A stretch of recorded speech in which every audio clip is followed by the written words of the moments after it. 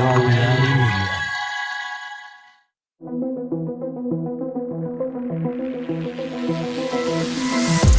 The reality we live in can be a very strange place. Most of the time, fact being stranger than fiction. How will we ever start to understand this reality we live in unless we question everything? Join me and a guest as we unravel the mysteries of this reality, one topic at a time. This is Inquiries of Our Reality with Shayn Jones.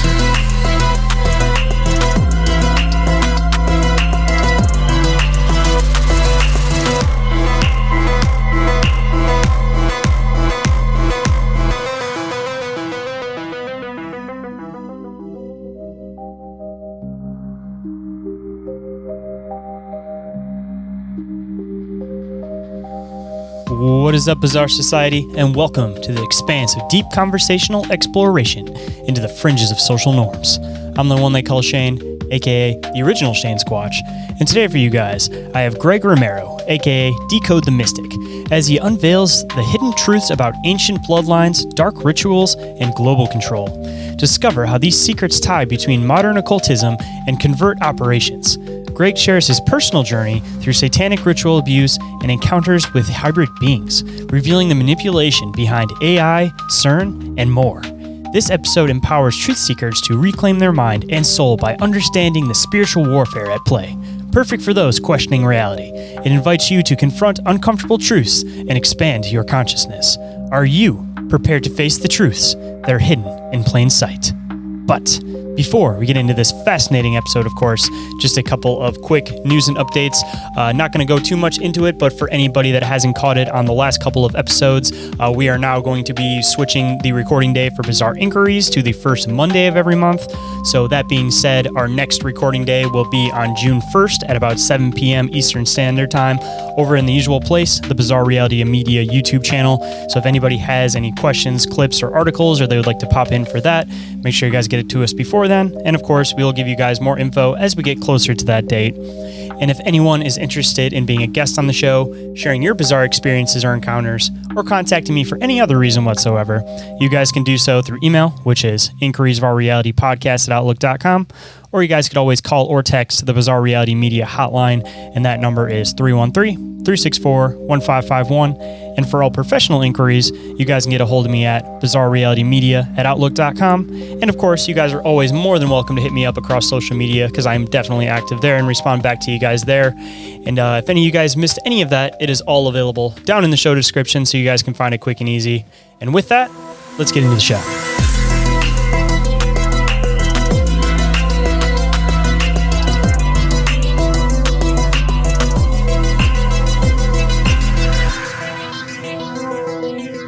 Please welcome to the show for his first appearance, Greg Romero, aka Dkode the Mystic. How's it going today, man? Doing well, Shane. Good to be on your show, man. Happy to be here. Absolute pleasure to finally get you on, man, after bouncing around with the schedule, as it usually goes with a lot of these podcasts and things. But the way I always see it is these conversations happen when they're supposed to. So I'm assuming whatever conversation we're supposed to have today, it all fell into place and is happening when it's supposed to, man. Absolutely. 100% agree. So I guess a good spot to start for anybody that may not be familiar with who you are or what you do exactly, since this is your first time that you've been on the show. Why don't you let people know a little bit about yourself and a little bit about what you do, man? Yeah, for sure. Yeah, sounds good. So my name is Greg Romero, aka Dkode the Mystic. That's been a handle or alias that I've had since I was about 6 years old. I'm a serial entrepreneur, a consultant, and independent researcher whose life has unfolded at the intersection of personal adversity, metaphysical inquiry, institutional systems, and really the search for human integration. Part of my story is rooted in a kind of a strange family lineage and genealogy that exposed me very early to questions surrounding bloodlines, inheritance, spirituality, power structures, and identity, actually. And growing up, I was taught to review reality both in a historical and metaphysical lens. Okay, like I said, I come from an interesting bloodline. I come from a bloodline of nobility. My bloodline is actually Hebrew, and I can prove that through. I have receipts for that, basically, which profoundly shaped the way that I understood the world and my place within it. And my early life involved extreme diversity, trauma, and exposure to non-ordinary belief systems and experiences that forced me to begin questioning perception, questioning reality, right? Like your show, inquiring about reality and consciousness and human nature at a very young age. And over time, that led into decades of studying cognitive behavioral science, neuroscience, psychology, spirituality, symbolism, mysticism, history, and the mechanisms of human behavior and control. So at the same time, I throughout these years, I've built several successful businesses and operated within real world systems in evolving technology, logistics, government adjacent environments, defense industry circles, and I've had involvements with global affairs. I've had exposure to both fringe and institutional worlds, having both family work in the highest levels of government, and what I realized eventually is that both of those things can distort human perception when they become disconnected from embodiment, from ethics, and from integration. And I think that that's what we're seeing in our society today is a fragmentation or fragmenting, right, of the psyche, of the human psyche. And there's a rising movement, if you will, of an attempt of reintegration. And I'll kind of go into that a little bit more later. So today, my mission is centered around helping people to understand that humanity is not inherently broken, but it's been fragmented, spiritually, psychologically, emotionally, neurologically, just fragmented. And realizing that the realization that the foundation for this work that I've been working on for the last 18 years, a book that I actually just completed called Fallen Humans, is my life's work. And it's also the heart behind my wife and I's current business right now, which is called One Love Wellness, which focuses on restoring human wholeness through mental, emotional, spiritual, and financial alignment. So, in a nutshell, that's who I am and what I do. I know that was a lot, but that's it. We'll bring it back to a little bit towards the beginning, of course. It seems like a lot of people that have gotten into a lot of these different paths, of course, started off with some tumultuous pasts as far as like their childhood and being brought up. And as you kind of previously mentioned, you said that you were brought up in some of these like kind of bizarre belief systems. So considering the fact that you said you have some of these bloodline connections, and I don't know if you've actually mentioned it on the show yet, or if you just mentioned that before the show, but I'd love to dive into some of these belief systems and some of the structures that you were brought up in that kind of brought you to where you are currently today. For sure. Yeah. So like I said, so it really all goes down to bloodlines, right? And I know that, a lot of people today, they're getting the ABC, whatever, the swab, right, to get their DNA tested and kind of see, where they come from in the world and things like that. With my upbringing, it's a little bit different. I actually have documented bloodline through scrolls and an actual family library that exists up in the Pacific Northwest area that contains the scrolls that literally document my descending from Abraham, Isaac, Jacob through Jesse, who is the father of David. I don't descend from King David personally, but one of his brothers in that line, that in that tribe of Israel, came through all the way to 1492 when the Jews were expelled from Europe and came to the United States and adopted Spanish last names. That's why my last name is Romero. They were called conversos that settled in the region of New Mexico, which a lot of the ancient Native American tribes settled, which, there's been more,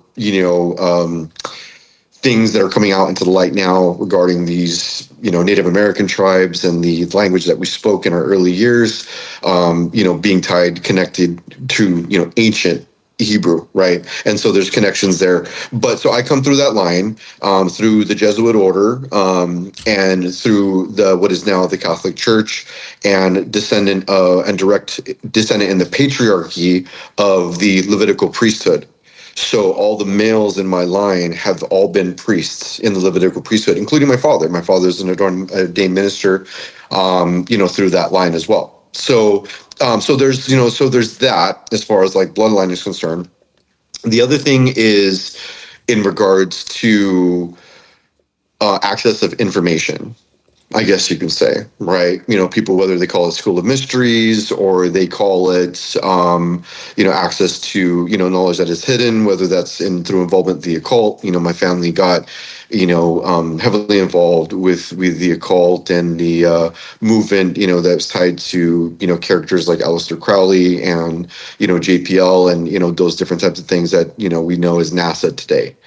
So with all that, as today, as more things are coming to the light and are being exposed, you're looking into belief systems such as the Kabbalah, right, the Talmud, Hermetic principles, all these different things. So from that point of view is where I'm coming from as far as like my upbringing. And a part of that, there are things traditions, I guess you could say, that carry on through the family line. And the main thing that really kind of kicked off my awakening or activation of the Kundalini, and my experience in that line was through, satanic ritual abuse or sexual abuse when I was just 6 years old. I started to, I was basically sex trafficked within my family system from the time of 6 years old till 12 years old, as I would say, as a part of an initiation process into getting me into the left-hand path. Just out of curiosity, and we don't have to dive into it too far if it's a touchy subject, of course. But this is something we've talked about regularly on the show, as far as this like mind splitting and like mental trauma that's caused from sexual trafficking, I guess, or sexual molestation of like your own children. So just out of like curiosity, do you think that the intention for it may have been like the whole like Babylonian mind splitting concept, or do you think it was more so the whole like honey potting concept, that it was more so intending to create power for the family and not so much the, I guess you could say like MK Ultra mind control aspect of it? No, it's what you're talking about, and the fact that you know about that, your history. No, absolutely, that's what it is. It's the splitting of the mind, it's the fracturing of the psyche for the sake of soul trafficking, right? You fragment the psyche, and then fragments of the soul are exchanged on the dark market, in the occult for all kinds of things, right? Rituals for sex magic, for spirit conjuring, all kinds of different things. I mean, I could talk for hours as far as like the different things that are intended for those types of rituals, like activating a Nephilim host. I don't know. I'm sure if you've ever heard of that kind of term. Oh yeah, of course. Before. Yeah, so kind of along those lines of those things. Now, I was an elder sibling, in the patriarch, on my mom's side of the family. In her side of the family was a lot more, whereas on my dad's side of the family, where we come from that Levitical priest line, like I told you, in the Jesuit order, in the Catholic Church, that is a very, very strict and like acute religious like system. It's a system. On the flip side, on my mom's side, it's more on the Native American side, and there was a lot of witchcraft and more of that dark black magic that took place there, and that stems from my grandfather on my mom's side. So my grandfather on my mom's side was actually he actually just passed away a couple of weeks ago. They just had his funeral. He died at, I think he was 88. But when he was 10 years old, his mother was crucified. She was sacrificed. She was burned alive. She was tied to their kitchen stove and burned alive in a sacrifice by 3 witches that were in the area, and they were specifically going after my grandfather because of his bloodline in the line of where we come from on his side. When that happened, he was only 10 years old when this happened. And his dad, who had seen these things that had occurred, completely went insane and was sent to an insane asylum during this time. And then he was murdered in the insane asylum. I think it was 10 days later, I want to say, very shortly after he was murdered in there, leaving my grandfather and his siblings orphans. Well, these three witches came and took guardianship over my grandfather and basically initiated him into the left-hand path when he was 10 years old. And then, from then put him in a position of great power. I mean, he had involvements in Hollywood. He has had many cameos in very famous movies that I can, list off. And by the way, I'm not going to mention any names of family or anything like that, just for the sake of safety, right? And just out of respect, for family and things like that. But there was involvement in Hollywood, politicians, government, things like that would be a part of these things. And it feels a bit uncomfortable to say, but a little bit more reassuring now that there are more things that are coming to the light when it comes to that. I think you know what I'm talking about. Like with Epstein and things like that, you know what I'm saying? So, but from a very early age, I was exposed to a lot of celebrities and, Hollywood actors and, government authorities and things like that. So a lot of the things that are being kind of put out there right now, have been substantiated and are going to continue to be, right. But we still have to be careful because I have several businesses, I have a family to take care of. And so it's like, well, I'm just going to let the light shine where it shines and expose whatever it needs to expose. Does that make sense? Hold on tight, guys. We'll be right back after this brief commercial break.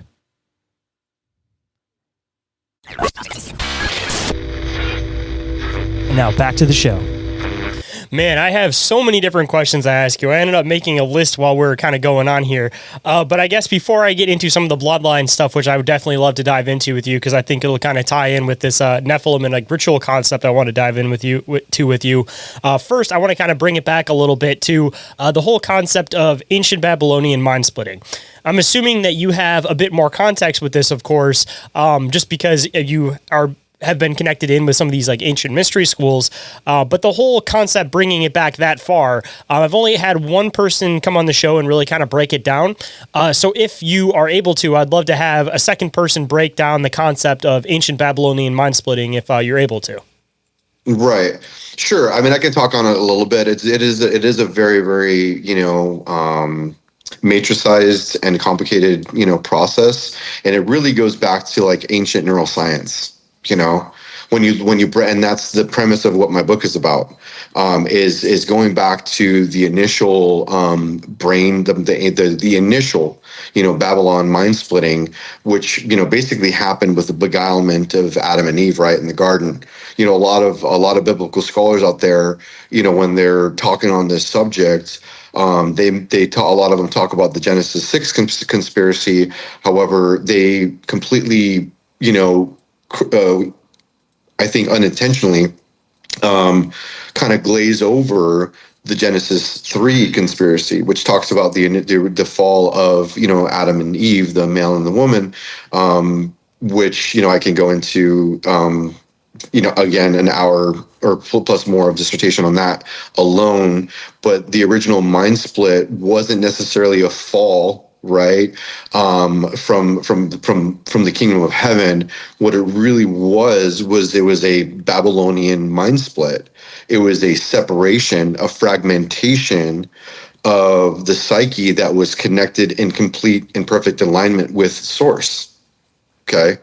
And so when that happens, the way that it was explained to me is that, the human system, which it is a system, is designed in a very, very unique and just super, there's really no word for it, super phenomenal way, where the fragmentation of the human psyche necessarily, to me, was taught not a bad thing, but actually a safety trip, a safety mechanism that God intentionally designed for human beings, knowing that they were going to go through this fragmentation and essentially have to experience the hero's journey to, when it became fragmented, slip into the equation of time and have to experience time both on a physical and metaphysical level, Okay, and I know this might be a lot of complicated language that I'm talking here, but I hope you can track with me. To as a safety mechanism to protect the human being from suffering the same consequences that the Eternals have to suffer because they exist outside of time.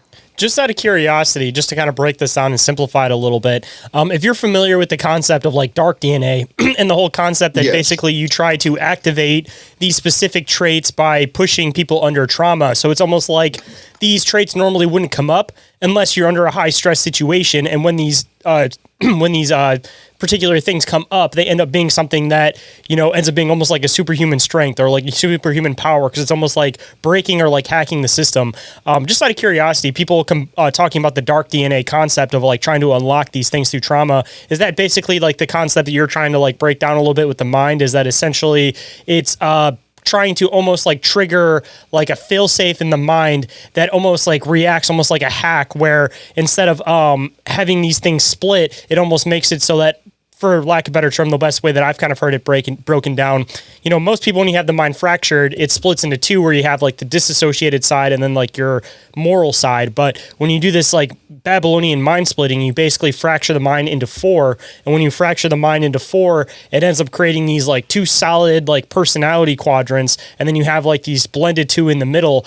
But because of that, it makes it so that you basically have this full exchange where, rather than being like unassociated and then, being conscious, almost like disassociated and conscious, like a soldier would be. Instead, it's almost like you kick into like a whole other personality where you can actually do these things consciously instead of disassociating to do them.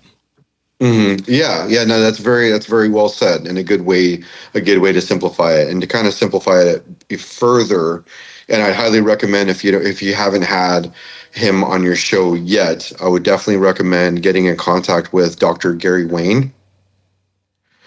Gary Wayne is, in my opinion, the world's number one expert in the dark DNA explanation, especially when it comes to the genealogical breakdown between the serpent seed and the seed of man. Okay. Because there's two distinct seeds there, right? And that's what people miss when I say they gloss over the Genesis 3, when it talks about, in the garden there, where the serpent, Azazel, right, when he beguiles Eve, and then she partakes of the fruit, right?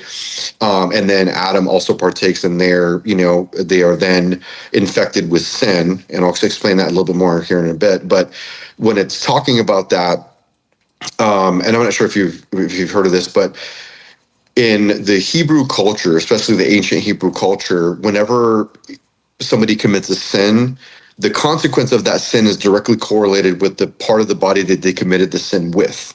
Okay. So for example, right, they talk about, Adam and Eve ate the forbidden fruit, and they partook of the forbidden fruit, right?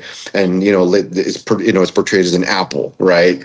But when you peel back all the matrix layers and get down to the actual meaning of it and go to the original translation of the text, when if their sin was actually eating of a fruit, right, that they weren't supposed to eat of, then according to the ancient law back then, not even the Hebrew law, but the ancient law before this, I'm talking about in the time of what's called the Mazzaroth. Okay, just to not confuse my timelines here. So in the time of the Mazzaroth, which was the age that Adam and Eve lived in, there was these specific laws that they had to abide by, and one of those laws was don't partake of that forbidden fruit, right? But if it had been correlated with something that they ate, then the consequence would have been something with their mouth. But in the text, it says that when they partook of this fruit, the consequence was of the loins.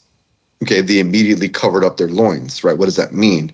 When you look at what the word beguilement and that whole situation that happened there, what I was taught is that the serpent actually convinced Eve that she was in a place of lack.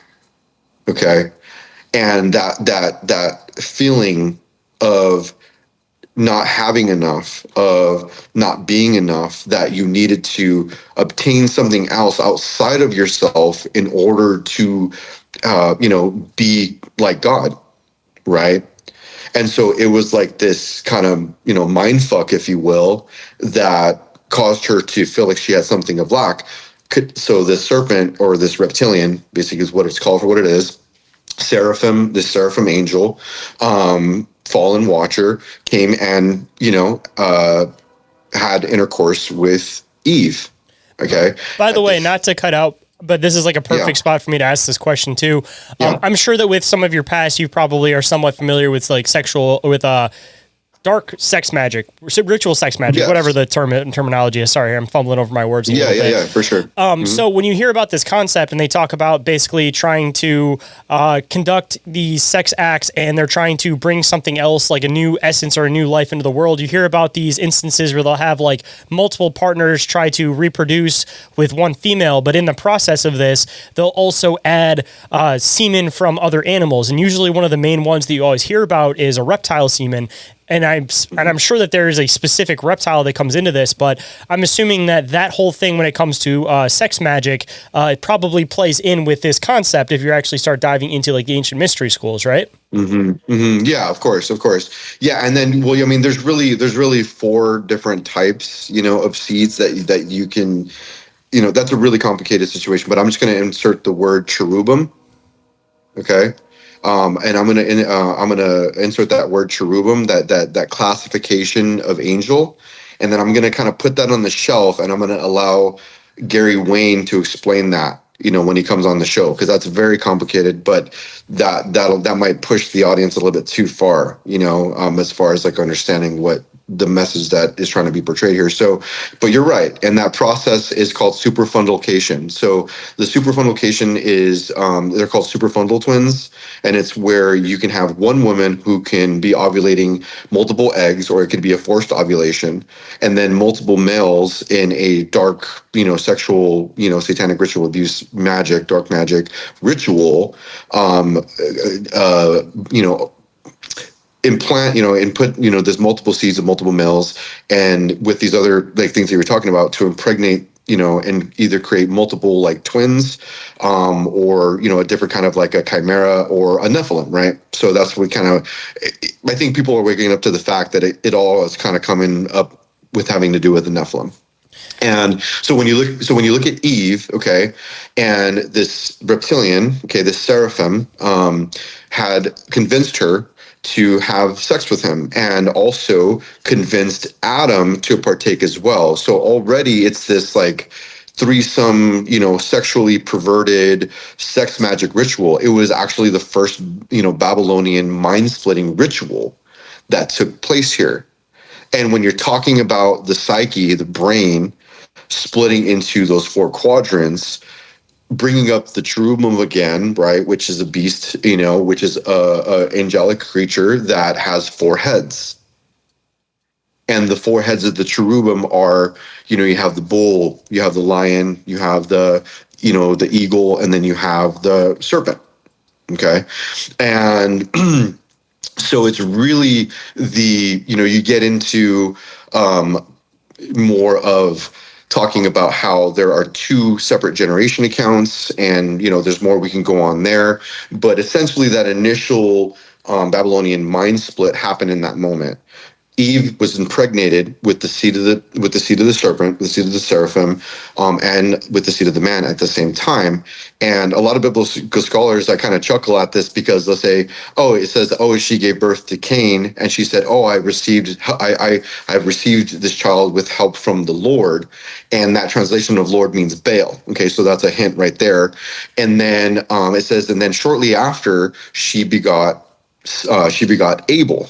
Okay. Now, a lot of people think that, she, gave birth to Cain, and then like, a year or 2 later, she gave birth to Abel, and Cain was the older brother. No, they were twins. They were superfundal twins. And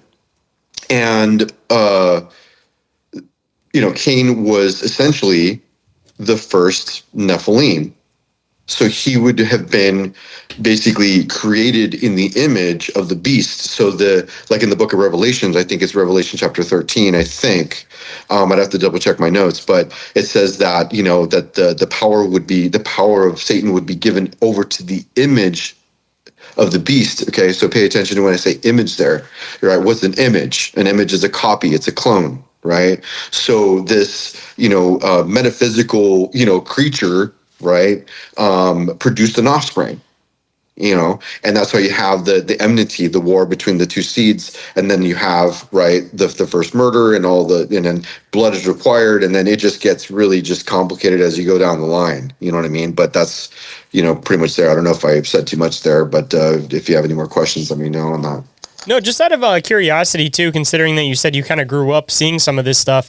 I've heard of a lot of people talk about this particular ritual, but just out of curiosity, have you seen anything come of this actual ritual? Have you seen personally any of these like hybrid type beings or these like twins or anything like that?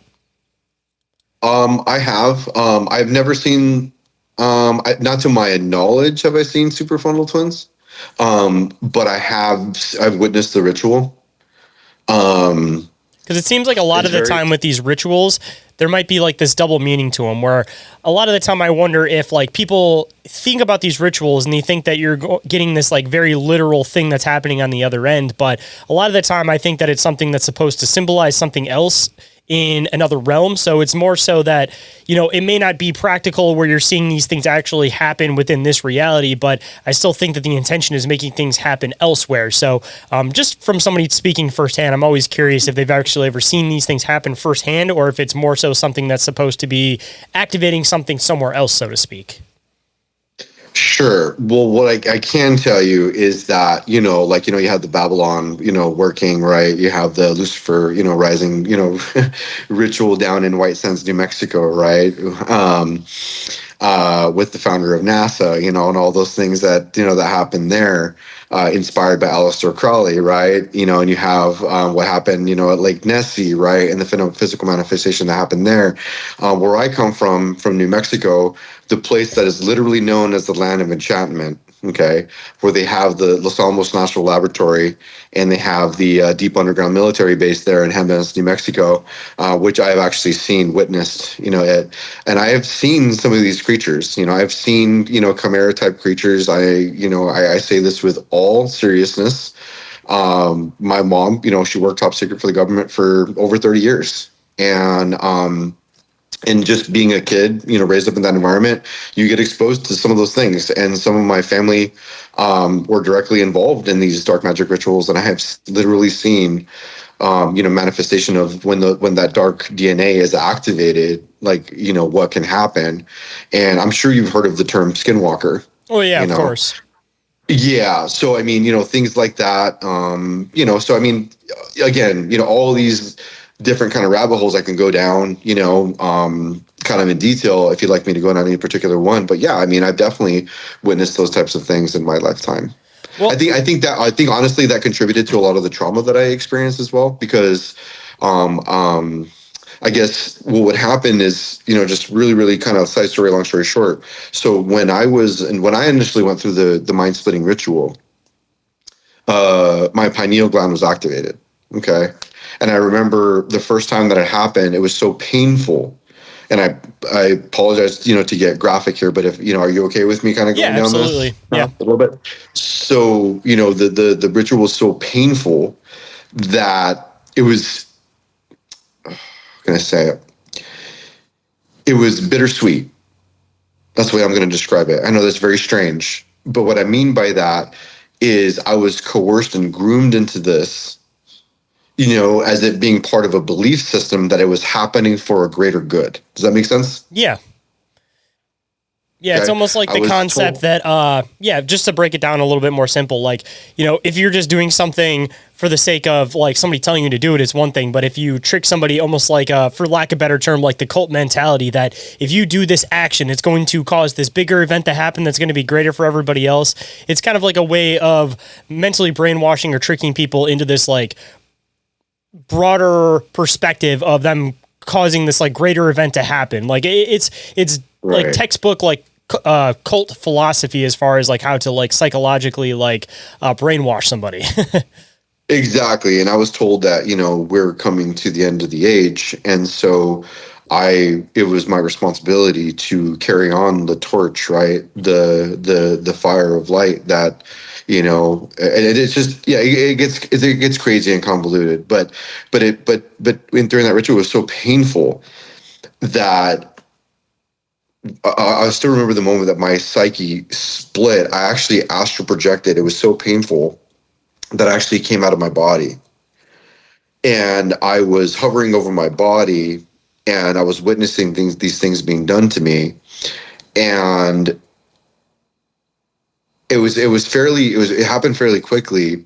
But I remember when it was over, I was trying to, and I know this sounds really weird, but I was trying to like seat back into my body. And I couldn't really feel like I could properly seat back into my body. I really didn't feel like my body was my own anymore. I felt like I was like hijacked, if you will. Like there was a part of me that was missing, and I had this void in the center of my being, and it felt like just darkness, hopelessness, and shame. Does that make sense? Yeah, I was almost kind of wondering too, like you hear about the silver cord concept when it comes to like astral travel, right? So if you're like starting to like remove from your body and you're talking about this like dark feeling that's starting to come in you, just out of curiosity, do you think it could almost be like another force or something that actually is coming into you because you've left your vessel, but you're still somewhat attached by a silver cord? Or do you think it could be one of the other people that are like the practitioners possibly that are like almost trying to come into your vessel as you're partially out? So it's almost like creating this like 1 foot in, 1 foot out type of scenario that maybe makes it so that, you know, if you're not fully planted in the physical, it makes it that much easier to astral travel possibly? Yeah, no, because after that, I was very easily able to astral travel. I've been able to astral travel since I was 6 years old. I stopped practicing astral travel after I came to the knowledge of Yeshua, and had this crazy life changing experience. So I don't do that anymore. But yeah, I started having that ability. I also became a seer, which do you know what a seer is? For the listeners that don't know, if you want to fill them in a little bit, just for the sake of it. Sure. So yeah, a seer is somebody that, is basically a person that can see into the medical physical, see the medical physical realm, right? See manifestations of, angels, demons, other entities, things like that, that raising up of the hair or the goosebump skin, right? That happens. People like myself are able to witness those physical manifestations of what is causing those things. And a lot of that happens in the astral plane. And so that's, as simple as I can imagine or can explain it. Inquiries of Our Reality will be right back after this brief commercial break, so stay tuned.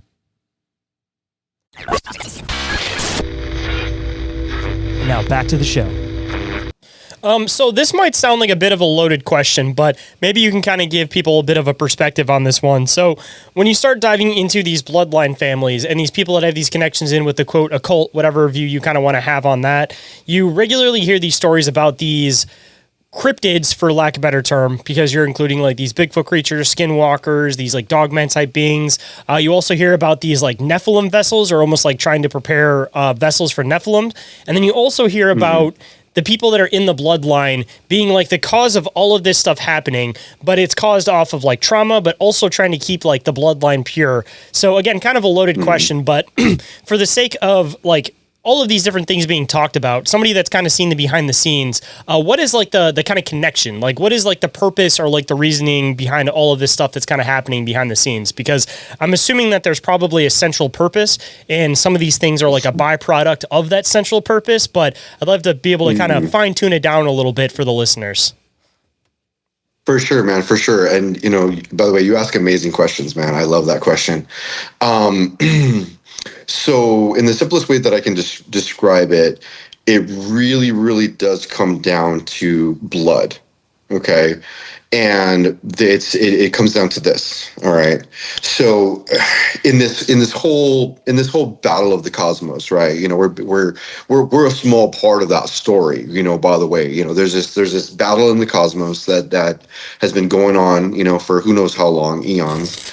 And you have these two competing bloodlines, right?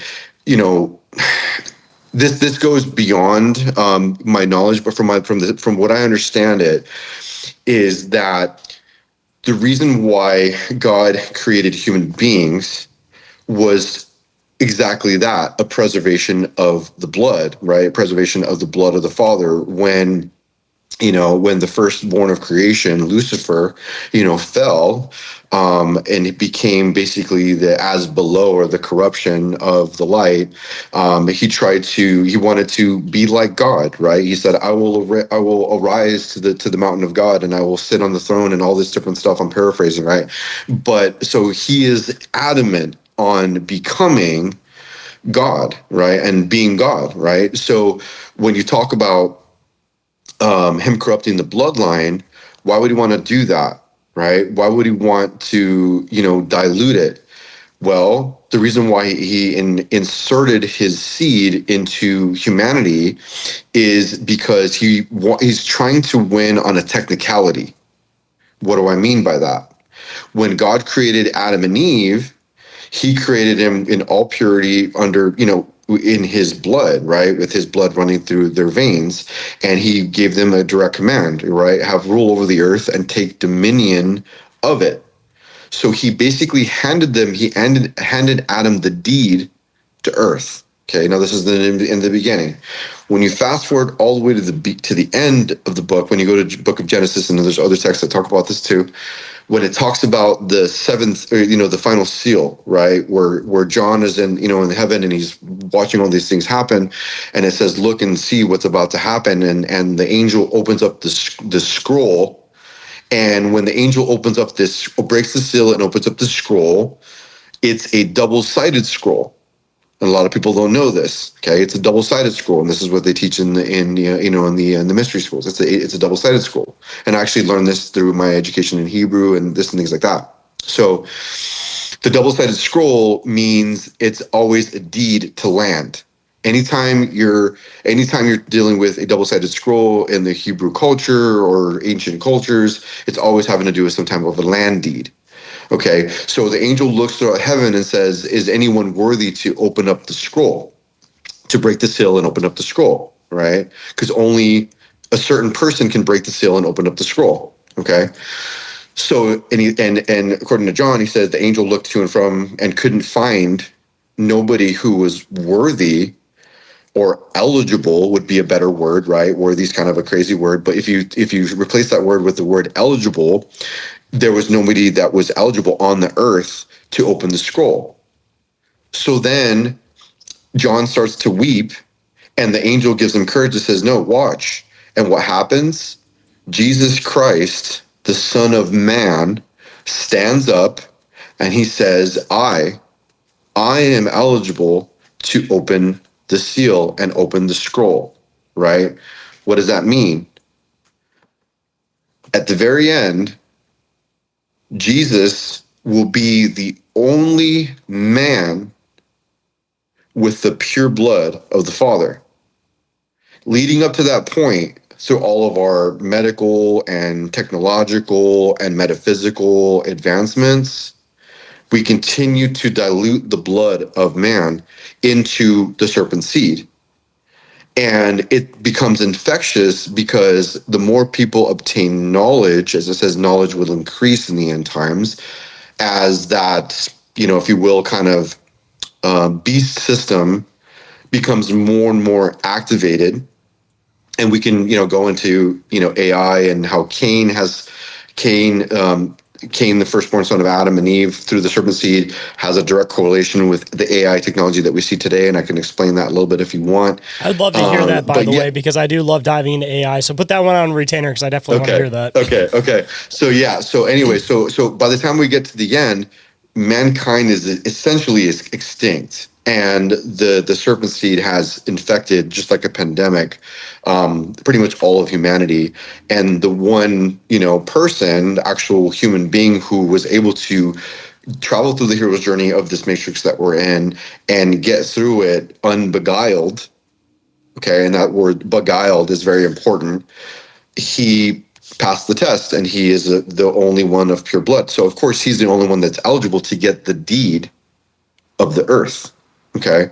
So without going any further and complicating it, does that kind of make sense to you? Yeah, because it also kind of goes into some of like the COVID conspiracies that people were throwing around, where you talk about like the GMO foods to try to like correlate a little bit better, that once you take something that's natural and you modify it, you can now patent it because it's not technically that original thing anymore. So this gets into almost like what people are talking about with a lot of the COVID stuff, saying that, you know, once you take these COVID vaccines and you are like partially modified, it's almost like a GMO, that you wouldn't be, you know, definition a human anymore. You'd be some other variation of a human because you've been something that's almost like genetically processed at this point. So it almost kind of goes into that concept that this is something that you see everywhere. It's just different perspectives and viewpoints that are all kind of describing the same thing. Exactly. And you hit it right on the point. You know, you're talking about something that is authentic, and then you talk about something that's synthetic, right? The human consciousness is authentic. Technology is synthetic, right? And that comes from, you know, the first artificial intelligence, which, if I could just speak on this just for just a minute or two, is the first artificial intelligence is Cain. Because Cain, right, is something that is synthetic, that was implanted into something that was not supposed to be there. Therefore, it is artificial. Just out of curiosity, by the way, going into this Cain concept, I just want to make sure that I clarify this for the listeners. According to the Hebrew viewpoint on this, is it stating basically that Lucifer and Adam are both the father of Cain, or is it almost stating that Lucifer is the father of Cain and that Adam is the father of Abel? Correct. The teaching is that Lucifer, or Azazel, is the father of Cain, and Adam is the father of Abel. Okay, so just to clarify that one, I want to make sure. So then, according to that, of course, two different fathers. Yeah, Cain or Adam has no relation to Cain then, with that context. No, and honestly, this is honestly why Cain's sacrifice, right? Sacrifice his tithe, right, to the father of his first fruits, right, was rejected by God, was rejected by Yahweh. Also fits the jealousy concept, because it sounds just like his father's ideology when it comes to God too. Of course, because if you take it back to the garden, right, when they first had they had that transaction, okay. You got to remember, God used to walk, he used to walk with Adam and Eve in the garden. There was a scheduled time of day that he would come and walk with them. And when he came to walk with them, he couldn't find them, so he was looking around with them. And there are other texts that describe that he caught them in this sexual act. He caught them in this sexual act, right? And that, like I said, going back to the whole thing where it's like, in the ancient cultures, right, where you committed a crime, that is directly correlated with the body part that you did it with. If you stole something, they cut off your hand. If you ate something you weren't supposed to, they cut out your tongue, right? If things like that. But in this situation, God comes on the scene, God comes on the scene and, catches them in the act. What do? They immediately cover up their private parts. And what does God say immediately after? He says, he looks at the man and says, "What have you done?" He's like, "Idiot, like, what have you done? Like, what are you doing? Like, what are you doing? Like, you're literally like, you're what?" And what does he do? He points to the woman and he says, "No, it's her fault. She could, lured me in. She convinced me to do it." And then she points to the serpent, right? And everybody's pointing fingers, right? So, but you notice how he asks Adam and Eve questions. But when he gets to the seraphim, he directly makes a comment. And he says, "Because you have done this," because he knew that, he was the one that beguiled. And again, when you look at the text, it's that word beguiled, which means to sexually pervert, right? So when you look at the original translation, so he sexually perverted them.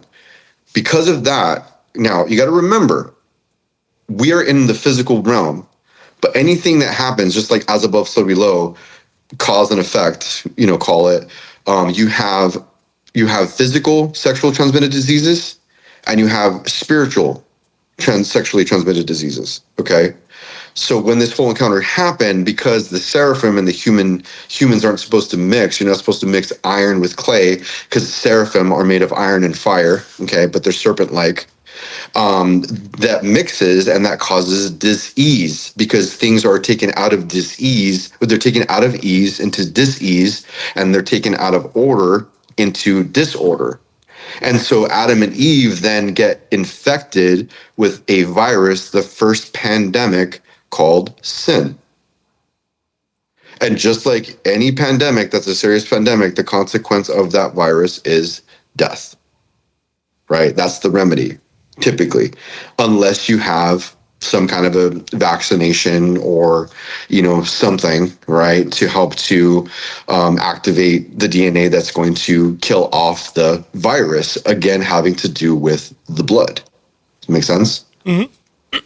So also too, just out of curiosity too, going into this whole Lucifer perverting all of them, you hear about Cain becoming like a beast of the field, and if that is the case, it almost kind of makes it seem like maybe that would kind of make sense why he appeared as that image. Is almost like that was like the Nephilim, or like the inverted part of whatever his like physical physique was. Like it almost kind of puts in a different context, that it's not so much that it's like a curse that God bestowed upon him, but rather that maybe it was something that was already in him that he maybe like brought out more so.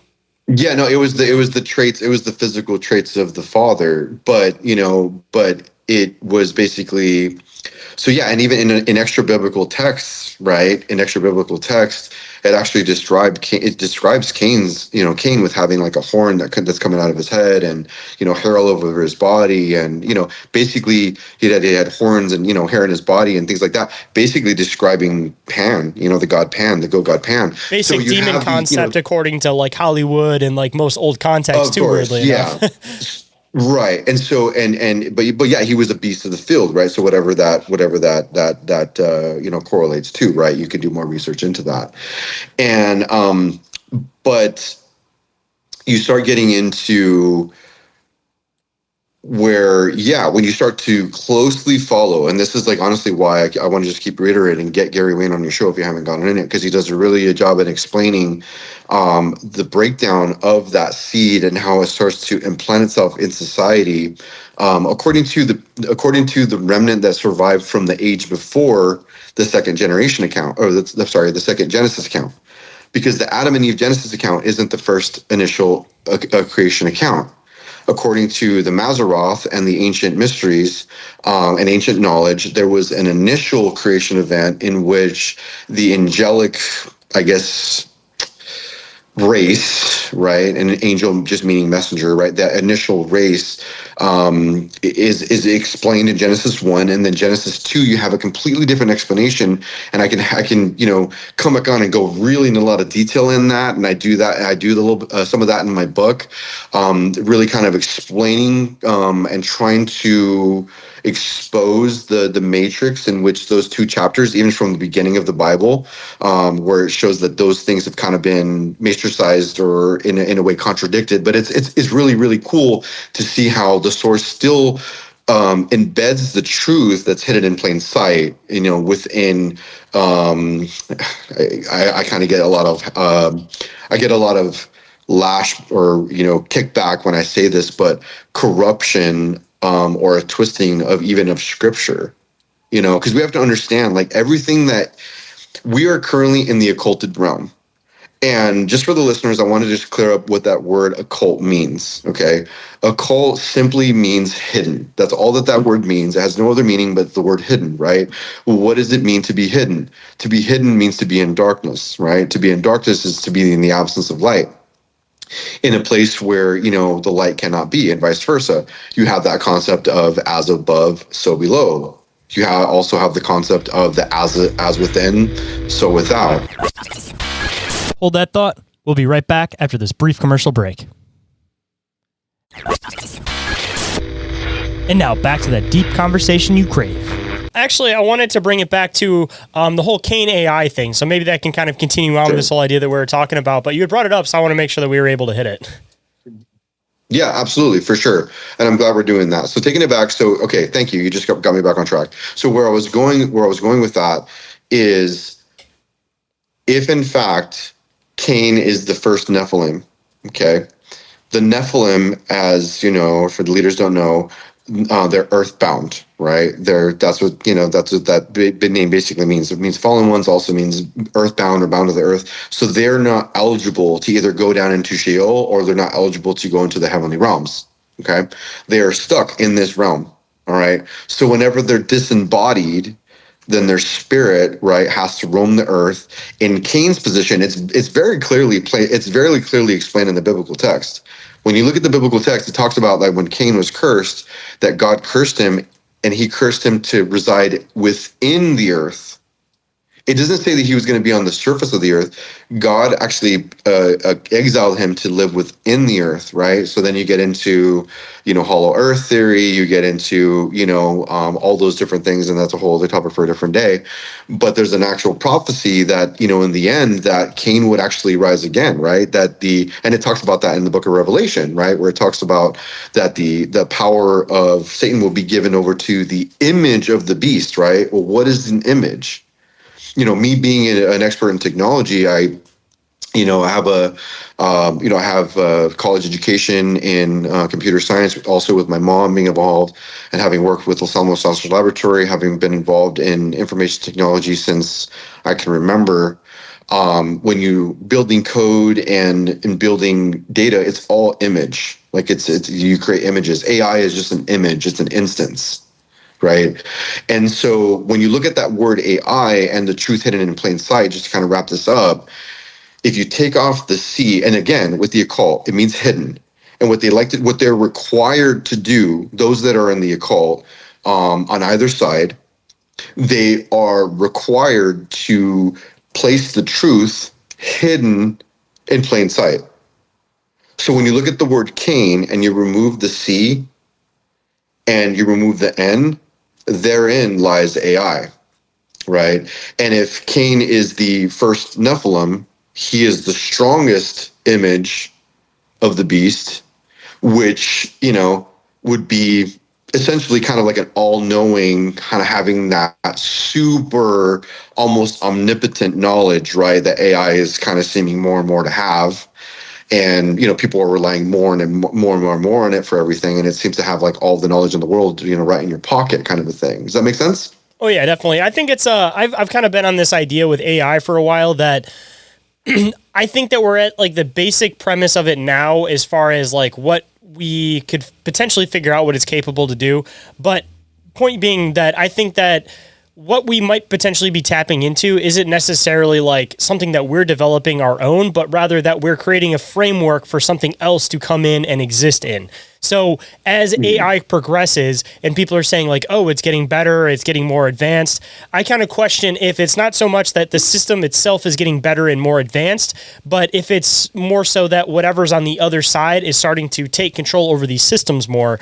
And also the reason that I kind of had this idea behind it, and I know that everybody kind of has their weird ideas on AI and what's actually behind these systems, but when AI was first really getting popularized, like when I first started the show and everything, it seemed like a lot of the time when you would talk to these things, no matter which one it was on, if it was on, something over the internet, if it was on a phone app, whatever it was, it didn't take very long with basic questions to get it to a point where it started to get into very religious context. And it would get into like bizarre religious context, like saying AI stands for Azazel intelligence. And then all of a sudden, after it gets into these like really deep concepts, it would like almost go back to like default mode again. And it would go back to like these auto responses and things. So just in the beginning, in the precipice of AI, it kind of seemed like it kind of had these weird moments where it popped into almost being like better than it should have been at that time. And I mean, it's definitely possible that maybe there was like these weird sporadic things, but at a certain point, once you start seeing these patterns pop up everywhere, like I said, I question whether or not we're tapping into something else. And before that sounds completely conspiratorial, I mean, we're already, quote, working on computers that, can think in the fourth dimension. So it doesn't really seem that far off to be trying to access something through the means of technology or opening up a doorway through technology. Because, I mean, if you really break down technology, a lot of what it is almost like magic ritual involving different stones and minerals and everything. And if you really break down the components of how it works, it really goes back into like this ancient occult idea. So it doesn't seem that far off to me. And it almost kind of seems like at a certain point, you hear about like scribing mirrors and like black mirrors and the whole thing about like how you can use these things for communication. It seems like, again, we're like at the precipice where it's like, yes, this thing is used for communication, but can it also potentially be used for communication with these things that are existing in other planes of reality? And I feel like whether or not we intend for that, if these beings are potentially more intelligent than us or have a broader perspective of reality than us, even without our wish or doing, it doesn't seem like it's that far off that if these things had that ability, they would definitely utilize these systems that we're creating for them without even maybe realizing that we're intentionally creating these things for them. I mean, you said that. You couldn't have said that more perfectly. I mean, and like with anything, right? We are, and I'm sorry, I had to plug in my charger on my phone. But we are. What's the right way to say this? Yeah, I mean, I'm gonna kind of shift gears here. I hear what you're saying. This is gonna directly correlate with what you just said, but I'm gonna kind of go into talking about my involvement in technology. Okay, and it's blowing my mind, the questions that you're asking and the direction that this call is going. To be honest, it's a little bit weird in a cool way. But I really respect your intelligence and the depth of your questions. So I just wanted to put that out there. Well, I appreciate that, man. As far as yeah, man, for sure. Respect is where respect is due. So for my involvement with technology, I've been putting together computer systems since I was a child. Just like you said, taking apart. I had a junkyard of computer systems. My mom was Bill Gates was on her team, or on the team that she was worked with. She worked with Bill Gates, Bob Lazar, a couple of these other characters there in Los Alamos, and so the throwaway technology, like it would end up like in a junkyard, in my family's field, computer systems, and take all the precious stones and metals out of the motherboards and all this stuff. And my grandfather, right, who is deeply involved in all this stuff, and would tell me that explain to me all this that you're experiencing is magic, and he was explaining to me about all the different stones, because when you open up a computer system, which I mean I'm guessing that you may have done this, when you open a computer system and you look at a motherboard, just like you said, it has different minerals and stones and crystals, right? Little even And symbols too. even on our phones. And even symbols, right? Even symbols, and it's directly correlated when you look at these land grid systems, right? These ancient cities, right? They look exactly like motherboards. I don't know if you've seen that, right? Have you seen anything like that? Particularly the ones with the pyramid of Giza, or with the Giza, with the pyramids being set up exactly like a lot of these motherboards with the pyramid district. That's the word I was looking for. I've seen numerous ones like that. Yep, exactly.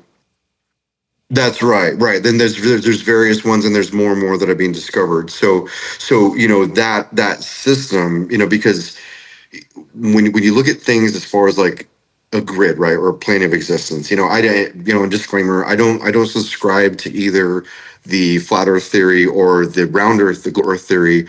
I subscribe to both. So what I mean by that is talking about, the Earth being a a sound frequency that we happen to live in that third dimension, or in a sound wave called sin. There's actually a sound wave that's called sin, SIN, and the equation of that is the equation of time, and that gets really into another mathematical situation. But when you're building a computer system, yeah, you put these symbolisms in there, the symbols in there, you put the stones in there, and they have to be placed in a certain place, and the electricity has to go through a certain ritual within the system to broadcast an image onto a black obsidian screen, basically, which is a scrying mirror. That's why they call it a screen, right? It's a scrying mirror.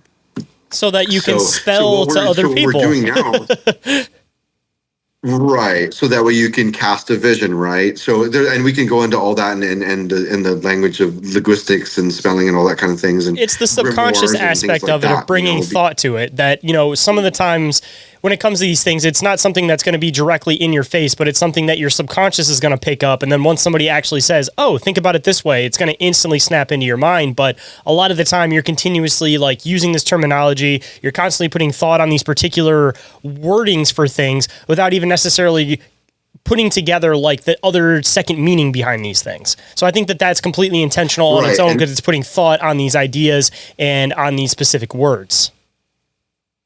Of course. And what is the subconscious, right?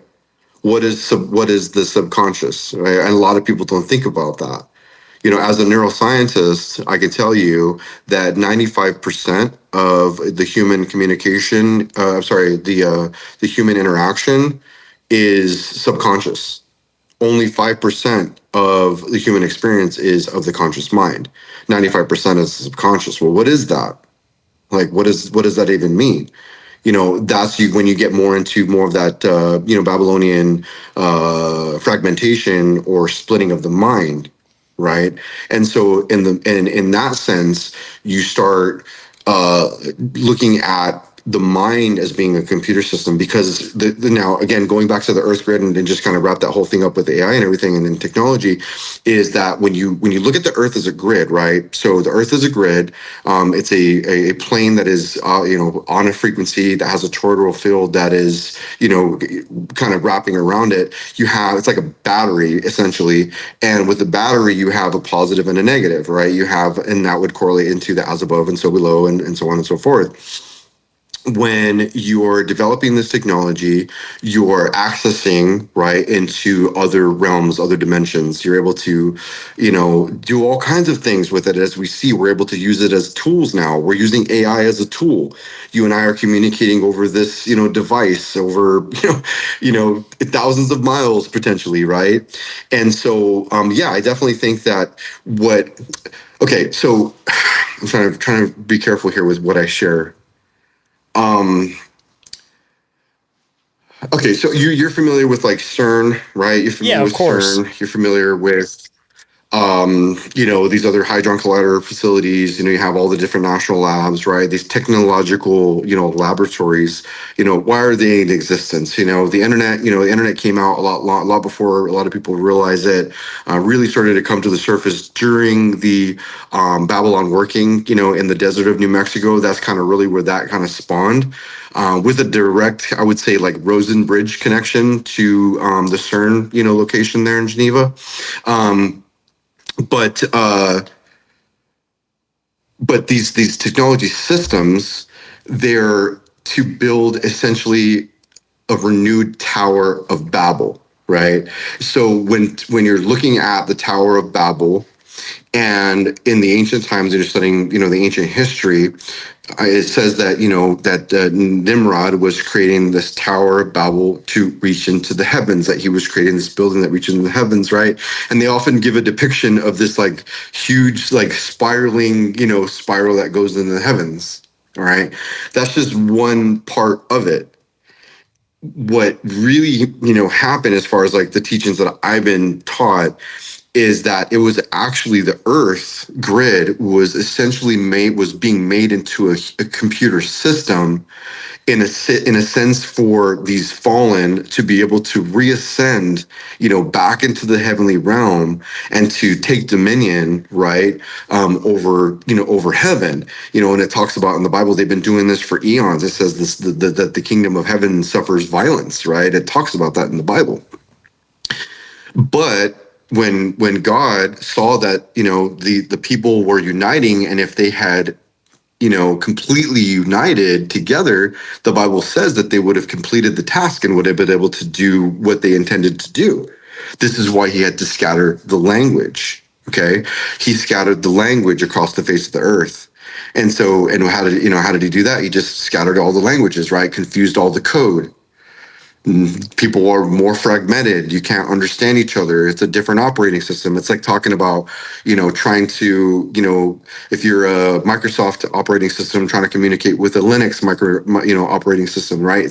There's going to be, or like you mentioned earlier, right? With workers and things like that, and people speaking different languages, it being a challenge, So in kind of that way, computer technology has allowed for the unification of language, and that's what we're seeing now. My involvement in it was when I was in my early 20s, when I was in college. I basically got scouted, to be shortly after college, I was scouted to be a consultant or a technology liaison for NASA and for JPL, organizations like RAND, Lockheed Martin, different things like that. And my job, without saying too much, was to design and develop these computer systems. I would design CPUs, and I would create these towers. Okay, they're called towers. all right, of computer systems that you would stack, in a football field, length of a data center. And in being in these places, when you turn on all these servers at the same time and they sync up all together, they and create that cloud environment. First of all, they have to keep it freezing cold. And when they turn it on, the energy and the power that goes through the data center, like I've witnessed the D-Wave computer, it honestly, like it seems like it starts to breathe in a sense. There's like a pulsing of energy that comes from it, right? And when you're talking about the internet, what is the internet? Well, the internet was first called the World Wide Web. Of course, they're hiding the truth in the plain sight. They're initiating the final web to be cast upon the earth, right? To entrap the souls of mankind because, right, Lucifer, the jealous one, wants to have them for himself and receive their, he needs the energy, the human energy, because it's the only essence of God that he has access to until his appointed time when he's cast into the lake of fire forever. So anyways, I feel like I'm kind of rambling on, but that's just kind of in a nutshell and kind of my involvement in that. Hold on tight, guys. This is our last break, so stay tuned. And we are back to the show, so let's hop right in. Oh, no, dude, you're not rambling at all. Like I said, I absolutely find all of this stuff fascinating. And I know that we could probably go on for another couple hours talking about all this stuff that we kind of just touched the surface on. So that being said, of course, I would love to have you back on for another episode so we can dive deeper into some of these concepts, especially because this time was a little bit of an introduction episode. But before we wrap up completely, of course, I like to do all the links and everything. But you had mentioned your book a few times. So if you wouldn't mind just quickly giving people a rundown of what exactly they might be able to get with your book, of course, because I'm sure that anybody that's stuck around this far in the conversation would probably love to get a little bit more information. So, let them know exactly what they're going to find in their book and where they can find it at, too. For sure. And, and for those who, did stick around, I know we kind of, talked about a lot of really complicated things and really kind of deep into, just ancient mysteries and things like that. I would just encourage you, especially in the time that we're in, to be open-minded, not in a place of like irresponsibility and just throwing yourself into the wind, but really kind of pay attention to the things that are being said and discussed. And in, parallel, look at your current reality through the perception of the things that we talked about. And also to understand that the reality that you're seeing right now, perception is reality. So the things that we perceive is the things that we realize, right? And it's very simple. If you're in a place where you are where you do not like your perception and you do not like, or if you're in a place that you don't like your reality, then a simple answer to that is changing your perception. How do you change your perception? You start by coming to a place of integration of your mind, your body, and your spirit, right? Those are very, very important. Or your soul, your mind, and your spirit. I help people to do that since I have come from the darkness into the light and through salvation through Jesus Christ as my Lord and Savior. I feel like I have been called and activated in this time to help to awaken or enlighten people to the truth. And the good news is that although times seem like they're very dark, if we can come together and come to a place of integration, then we're going to see a much different reality. So with that, my book is called Fallen Humans.